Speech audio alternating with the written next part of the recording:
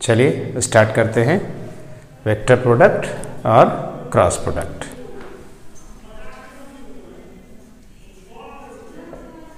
Vector product और cross product.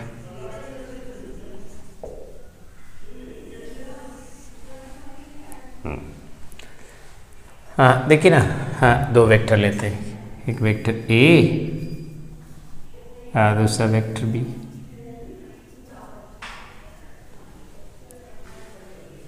दो vector के क्रॉस प्रोडक्ट को लिखते हैं कैसे?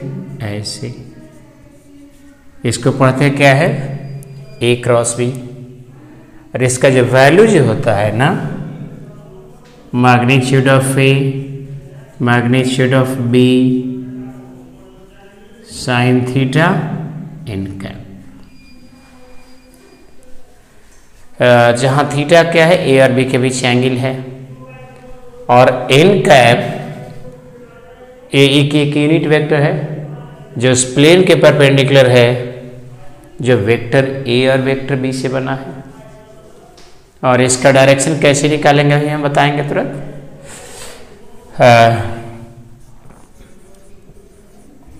The vector product of two vectors A and B is written as A cross B,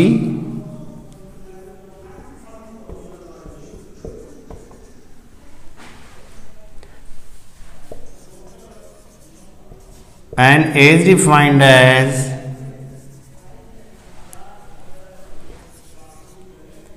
A cross B equals magnitude of A, magnitude of B, sin theta n cap।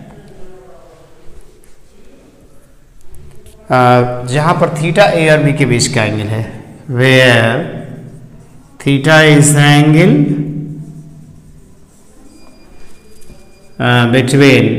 Between short में लिखते B W, between vector A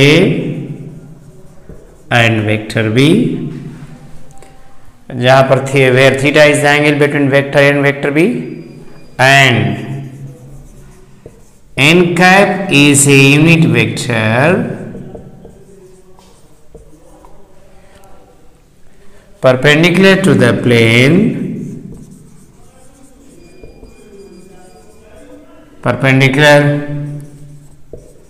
to the plane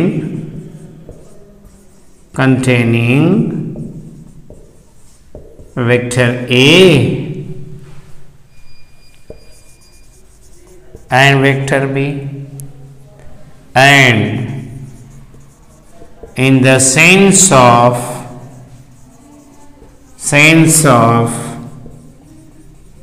advance of a right handed screw when rotated from first vector to second vector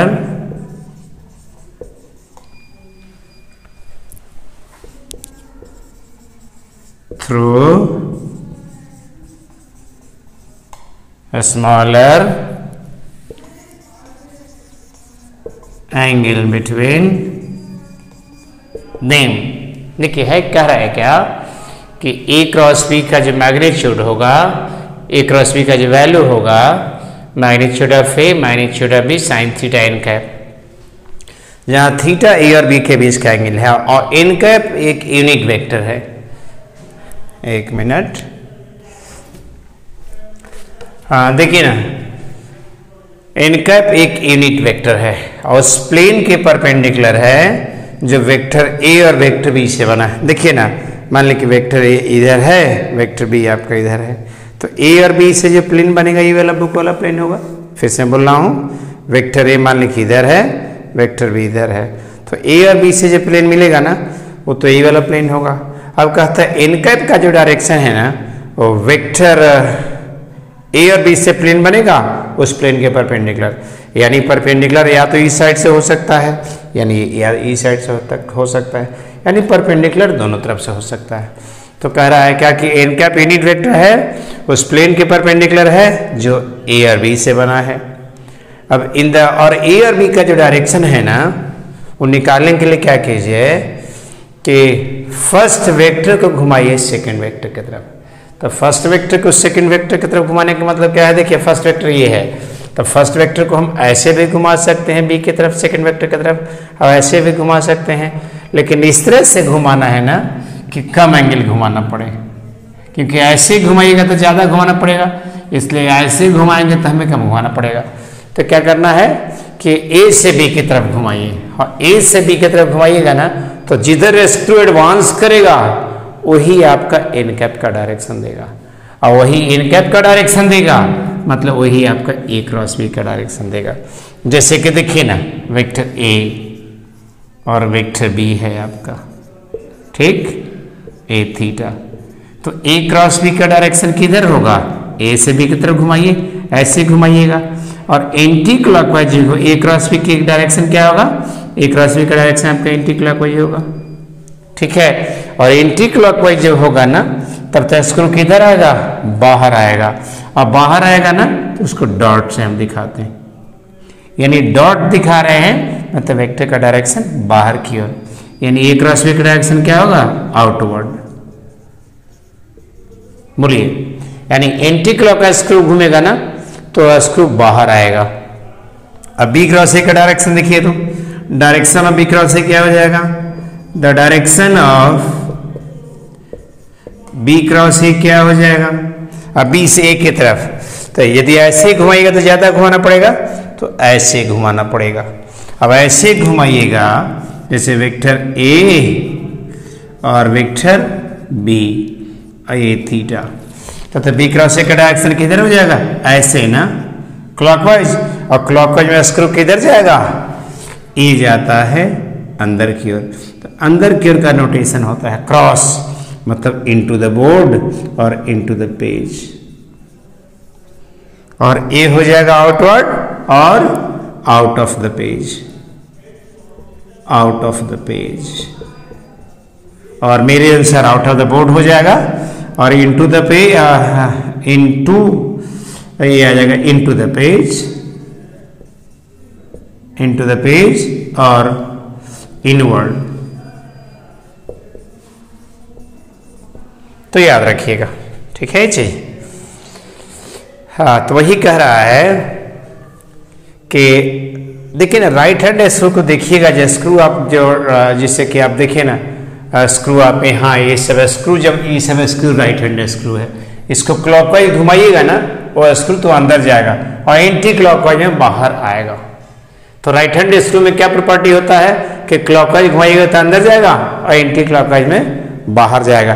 तो क्या कहा है कि देखिए ना ए cross B का डायरेक्शन क्या होगा, राइट हैंड स्क्रू के बढ़ने के डायरेक्शन में होगा, कब, जब रोटेट किया जाएगा फर्स्ट वेक्टर को सेकंड वेक्टर की तरफ, ए देखिए ना फर्स्ट वेक्टर को सेकंड वेक्टर की तरफ स्मॉलर एंगल से घुमाने के दौरान जिधर स्क्रू एडवांस करेगा ना वही ए क्रॉस बी का डायरेक्शन देगा, मीन्स एन कैप का डायरेक्शन देगा। इसको आप लिख लीजिए। अब आते हैं algebra of cross product. Algebra of cross product. चल देखिए तो vector A I vector B theta, A cross B का direction upward, A cross B का डायरेक्शन अपवर्ड। अब जरा सा देखिए तो आप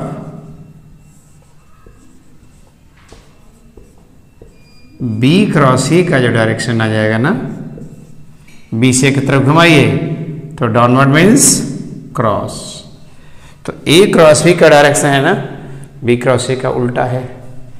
देखिए ए क्रॉस बी, जैसे आप देखिए ए क्रॉस बी क्या होगा, magnitude of A magnitude of B sine theta N cap. N cap हम इधर ऐसे बाहर की ओर ले रहे हैं एन कैप, तो बी क्रॉस ए क्या आ जाएगा, तो बी क्रॉस ए आ जाएगा magnitude of B magnitude of A sine theta और माइनस एन कैप। देखिए ना बी क्रॉस ए का डायरेक्शन अंदर की ओर, तो ए जब एन कैप बाहर की ओर है तो माइनस एन कैप अंदर की ओर होगा, तो उसको ऐसे कर दीजिए, तो माइनस कर दिए हमें यहाँ, और इसको भी रीअरेंज आप कर दीजिए, रीअरेंज, तो magnitude of A magnitude of B sine theta N cap, और ये कितना आपका आ गया माइनस ए क्रॉस बी। यानी याद कीजिए क्रॉस प्रोडक्ट में जब ऑर्डर बदलिएगा ना तो माइनस साइन लगाना पड़ेगा, जबकि ऐसा डॉट में नहीं था, वहाँ याद कीजिए B dot A equals A dot B था। नहीं क्रॉस में ऐसा नहीं होता, क्रॉस में B cross A equals minus A cross B, मतलब जब ऑर्डर आप बदलिएगा ना तो आपको एक माइनस साइन लगाना पड़ेगा। ऑर्डर बदला मीन्स बी की जगह ए और ए की जगह बी लिखिएगा तो आपका माइनस साइन लगाना पड़ेगा। यानी कम्यूटेटिव लॉ कोई फॉलो नहीं करता। कम्यूटेटिव लॉ मतलब क्रम विनिमय, यानी क्रम का जब विनिमय कीजिएगा ना, एक्सचेंज कीजिएगा ना, तो माइनस साइन लगाना पड़ेगा। तो चलिए यहाँ पे ए क्रॉस बी जो आ जाएगा ना, ए आ जाएगा माइनस बी क्रॉस ए, ए वाला याद रखिएगा। यानी क्रॉस प्रोडक्ट में कम्यूटेटिव लॉ का फॉलो नहीं होता है। चलिए सेकेंड पे जरा सा आइए, ए का देखिए ना ऐसे ए क्रॉस बी प्लस सी जो आ जाएगा ना, वो आ जाएगा ए क्रॉस बी प्लस ए क्रॉस सी। यानी देखिए ना इसको हम दोनों के साथ क्रॉस ले लिए, मीन्स एक को बी के साथ क्रॉस लिए, एक और सी के साथ क्रॉस लिए, और ऑर्डर मेंटेन कीजिए। ए पहले है ना तो दोनों में ए आपका पहले आया है, यानी ए को दोनों के साथ हम डिस्ट्रीब्यूट कर दिए, और इसको हम क्या कहते हैं, इसको कहते हैं डिस्ट्रीब्यूटिव लॉ। डिस्ट्रीब्यूटिव लॉ मतलब वितरण नियम। चलिए थर्ड पे आइए, थर्ड पे कहता है कि कोई स्केलर से मल्टीप्लाई करके, जैसे एक बार बी के साथ स्केलर मल्टीप्लाई कीजिए और तब ए के साथ क्रॉस लीजिए, फिर ए के साथ स्केलर मल्टीप्लाई कीजिए और तब बी के साथ क्रॉस लीजिए, वैल्यू पे कोई फर्क नहीं पड़ेगा। देखिए ना हम पहले एम से मल्टीप्लाई किए स्केलर लिए, तब इसके साथ क्रॉस लिए, फिर ए के साथ हम मल्टीप्लाई किए तब क्रॉस लिए, ठीक है, और फिर हम क्रॉस लेने के बाद मल्टीप्लाई किए, वैल्यू पे कोई फर्क नहीं पड़ता है। यानी एम को हम कहीं भी एसोसिएट करें, या तो बी के साथ एसोसिएट करें या तो ए के साथ एसोसिएट करें, ठीक है, या तो पूरे के साथ एसोसिएट करें, वैल्यू पे कोई फर्क नहीं पड़ेगा। एम जहाँ स्केलर क्वांटिटी है इसके वैल्यू -1 -2 2 3 4 5 कुछ भी हो सकता है।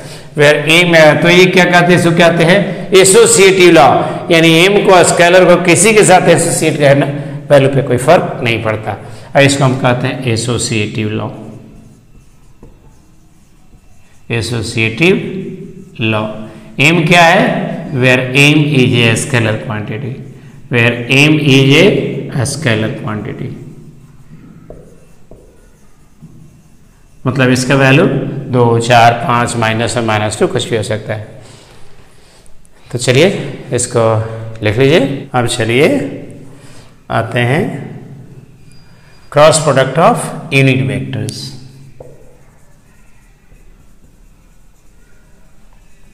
Cross product of unit vectors कौन कौन, I J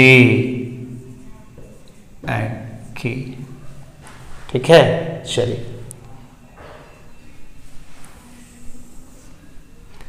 देखिए, तो ये आपके एक्स एक्सिस, ए वाला वाई एक्सिस, और ए आपका था जेड एक्सिस ऐसे, यानी एक्स वाई जेड आपस में परपेंडिकुलर है, जो कि हम ऐसे जेड एक्सिस को दिखा रहे हैं। इनफैक्ट जेड एक्सिस ऐसे है, समझ गए।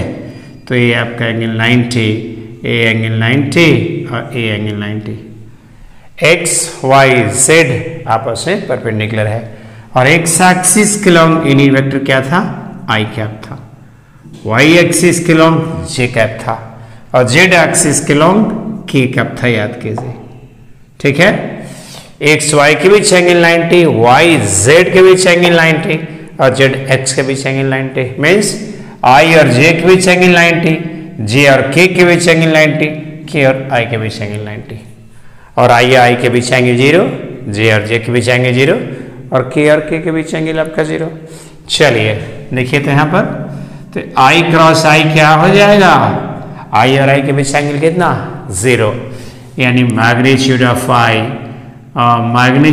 आई और साइन ना साइन 0 और एन कैप, ये तीन ही वेक्टर ना, तो 1 ये भी 1 ना और ये आपका 0 इंटू एन कैप, ये सबको 0 कर देगा।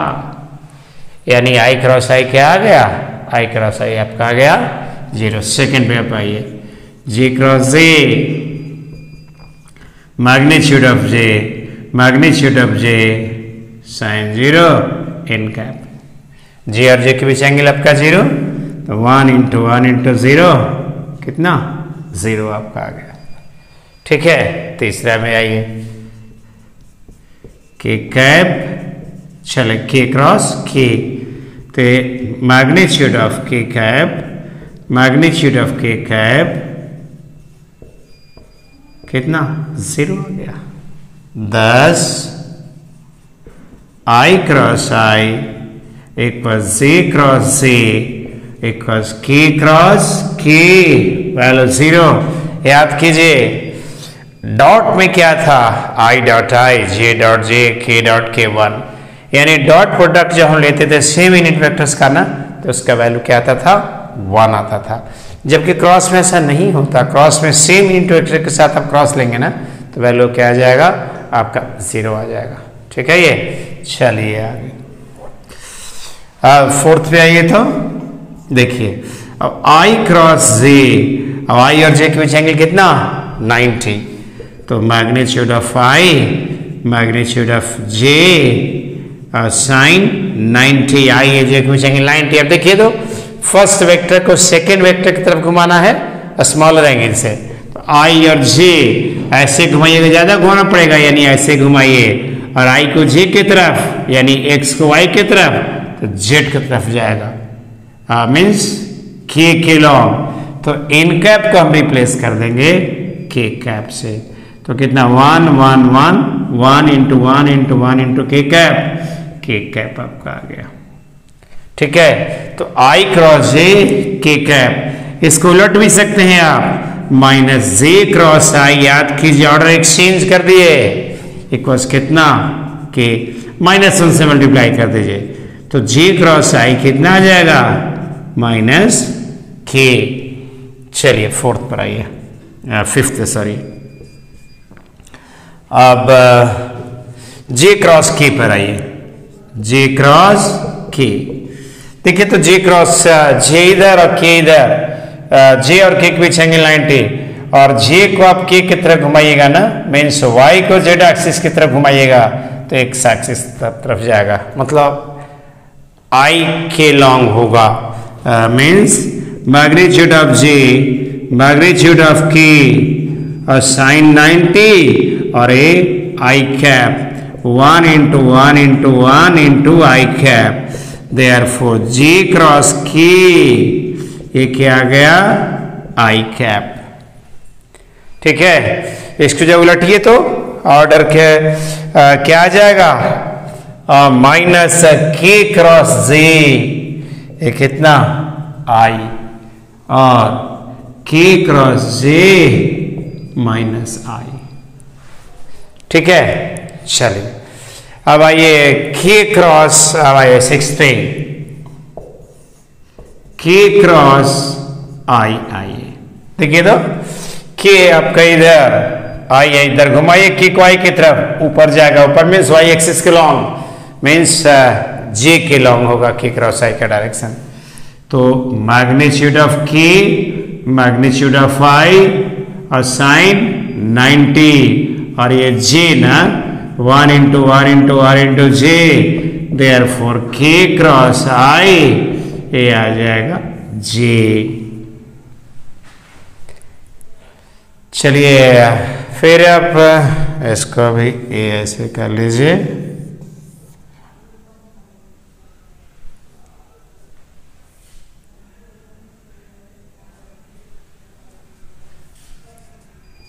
और आई क्रॉस जे एक ही, ठीक है। यहाँ भी आपका आ गया ऐसे, बॉक्स बना दी, मतलब याद रखना है। अब चलिए देखिए, तो यहाँ से उलटिए तो माइनस आई क्रॉस की इक्वल से -1 से मल्टीप्लाई कर दीजिए, तो आई क्रॉस की माइनस से, याद रखिएगा। हाँ देखिए ना, यहाँ पर है क्या कि सेम यूनिट वेक्टर के साथ हम जब डॉट लिए, सॉरी क्रॉस लिए ना, तो वैल्यू आपका 0 आ गया। और डिफरेंट के साथ हम क्रॉस ले रहे हैं, तो आई के साथ जे लिए तो के आ गया, फिर कभी माइनस के आ गया, फिर जे के साथ लिए तो आई आ गया, फिर कभी माइनस आई आ गया। मेरा कहने का मतलब 3 में से कोई 2 अलग अलग रहेगा ना, डिफरेंट रहेगा ना, तो तीसरा होगा। तो कभी प्लस तो कभी माइनस। तो उसको याद करने का तरीका क्या है, टेक्निक क्या है कि एक सर्किल बना लीजिए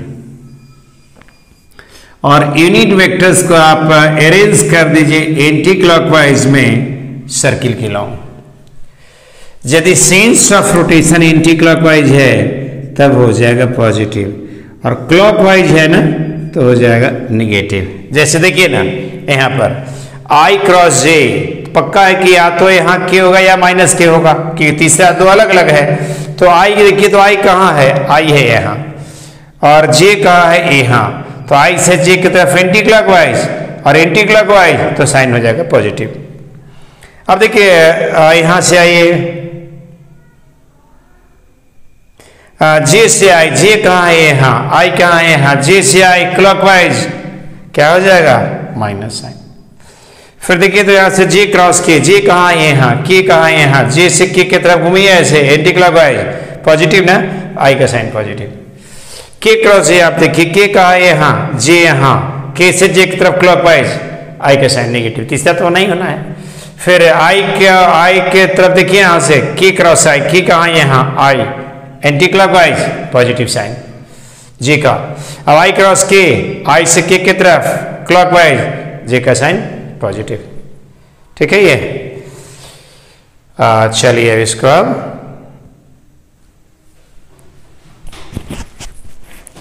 geometrical meaning of A cross B. Geometrical meaning of A cross B. Geometrical meaning कहे, ज्योमेट्रिकल इंटरप्रिटेशन कहे, जो कहे एक ही चीज है। मतलब ए क्रॉस बी का ज्योमेट्री में क्या मीनिंग देगा, क्या मतलब निकलेगा, वो कहने का मेरा मतलब है। लेकिन इसे वेक्टर ए है, O A vector A represent करता है, और ओ भी आपका वेक्टर बी रिप्रेजेंट करता है। दोनों के बीच एंगल आपका थीटा है। थोड़ा सा इसको लंबा कर दे रहे हैं, तो ओ ए और ओ बी वेक्टर ए और वेक्टर बी रिप्रेजेंट करता है। O A and O B, O and O B represent vector A and vector B respectively। दोनों के बीच एंगल आपका थीटा है। The angle between them, BW between को short में लिखे हैं, the angle between them is theta. अब क्या कीजिए, आप पैरेललोग्राम कंप्लीट कर दीजिए।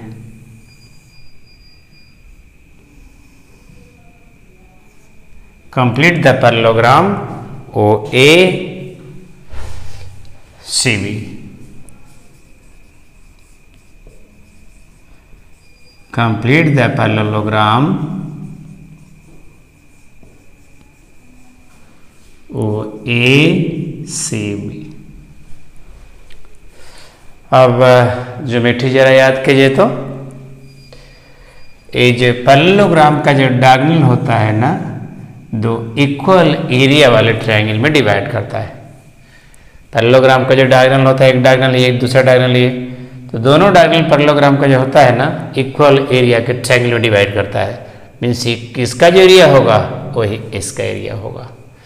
तो आप ए बी को मिला दीजिए, यहाँ से परपेंडिकुलर ड्रॉप कीजिए, तो ए हम कर रहे हैं डी। आइए तो in triangle OBD, in triangle O B D देखिए तो ओबीडी में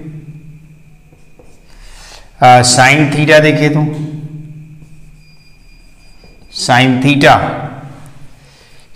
क्या आ जाएगा, B D upon A B D upon B का मैग्नीट्यूड याद कीजिए। देयरफॉर बी डी कितना आ जाएगा, magnitude of B sine theta. और बी डी क्या है, बी डी है बी पॉइंट्स हो ए पर परपेंडिकुलर का लेंथ है। ठीक है, नाउ अब चलिए तो आप ए क्रॉस बी निकालिए, तो ए क्रॉस बी क्या देगा, ए क्रॉस बी का मैग्नीट्यूड क्या देगा, magnitude of A magnitude of B और साइन थीटा, और इनका का तो वैल्यू आपका 1 आ जाएगा कि यूनिट वेक्टर है। अब देखिए तो यहाँ से जो आपका आ गया ए कितना आ जाएगा, ए यानी वेक्टर हुई का मैग्नीट्यूड, और बी साइन थीटा कितना आ जाएगा, बी साइन थीटा आ जाएगा, ये तो बी डी आ जाएगा ना, और वो ए इंटू बी डी याद कीजिए, ये तो पैरेललोग्राम का एरिया हुआ, पैरेललोग्राम का फॉर्मूला याद कीजिए एरिया का, बेस इंटू हाइट, ये तो area of the parallelogram O A C B equals area of the parallelogram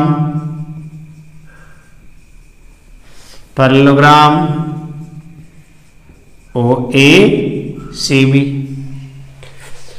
मतलब ए क्रॉस बी का मैग्नीट्यूड क्या देगा, उस पैरेललोग्राम का एरिया देगा जिसका adjacent sides vector A and vector B है। 10 ए क्रॉस बी का जो मैग्नीट्यूड है gives the area parallelogram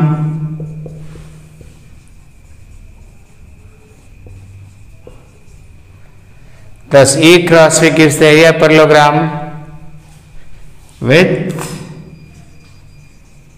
vector A and vector B as adjacent sides। adjacent side मतलब जो साइड सटा हुआ है, सटा मीन्स जिसका वर्टेक्स कॉमन है, एक पॉइंट कॉमन। नाउ हाफ ए क्रॉस बी क्या देगा, याद कीजिए पैरेललोग्राम का जो डायगोनल है ना, दो इक्वल एरिया में बांटता है, तो हाफ ए क्रॉस बी क्या देगा, इसका एरिया दे देगा। मीन्स ए दे देगा area of triangle O A B, याद रहेगा। तो ए क्रॉस बी क्या देगा, उस पैरेललोग्राम का एरिया देगा जिसका एडजेसेंट साइड ए और बी है। हाफ ए क्रॉस बी क्या देगा, उस ट्रायंगल का एरिया देगा, उस ट्रायंगल का एरिया देगा जो ओ ए और ओ बी साइड से बना हुआ ट्रायंगल है। देखिए ना, डॉट प्रोडक्ट और क्रॉस प्रोडक्ट का क्वेश्चन हम नहीं बताएं।